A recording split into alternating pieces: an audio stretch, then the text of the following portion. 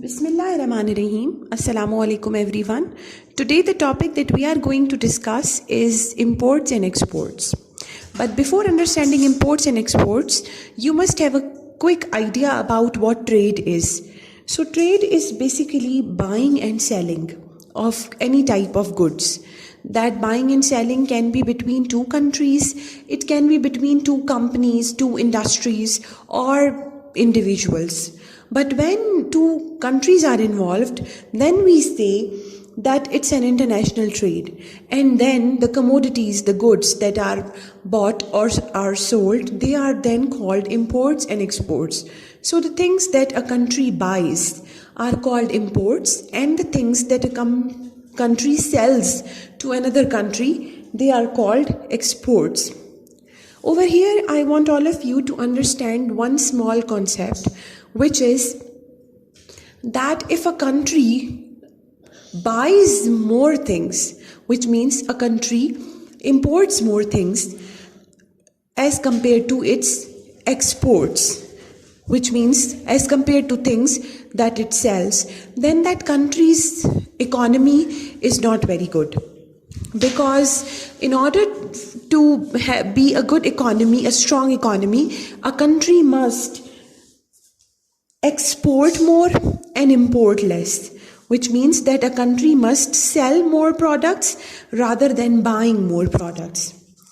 I hope that makes sense to all of you now, and imports and exports are clear to you. The problem with Pakistan's economy is that Pakistan's imported items are more than its exported items. So Pakistan is basically trade deficit. Pakistan is trade deficit because of this main reason, that it does not export more items. And then there is another problem, which is like most important one, that whatever things Pakistan import, they are costly, and whatever things that Pakistan exports, they are not very costly. Which means you can take an example that if you are buying cars, or you are buying oil products like petroleum or diesel from another country, but you are selling them cotton, rice, mangoes, then of course it is of no comparison. Because whatever is the cost of rice, mangoes and cotton, it cannot match the price of oil and oil products or any vehicles. So this is basically the issue.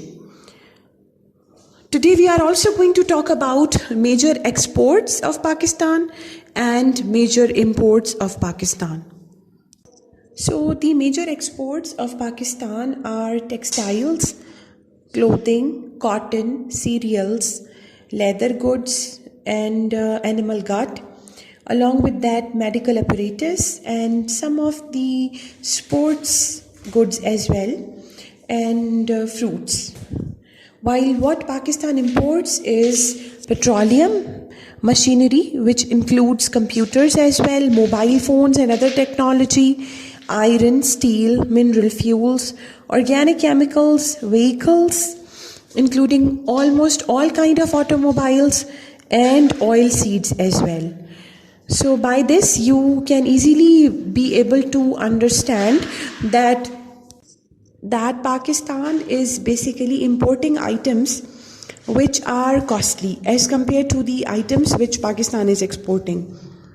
Because you cannot compare fruits with machinery including computers ever, or cotton with vehicles and automobiles ever. Anyways, but Pakistan is basically struggling, and Pakistan is trying to increase its exports items. How Pakistan is trying to do that? Let's just discuss about that. Pakistan is basically an agricultural country, and we should realize it as soon as possible. So Pakistan must focus on its agricultural business, and Pakistan must try to improve its products qualities so that they are able to compete in the international market, and they are able to compete with the substitutes available in the international market. Along with that, Pakistan has also tried to make people aware about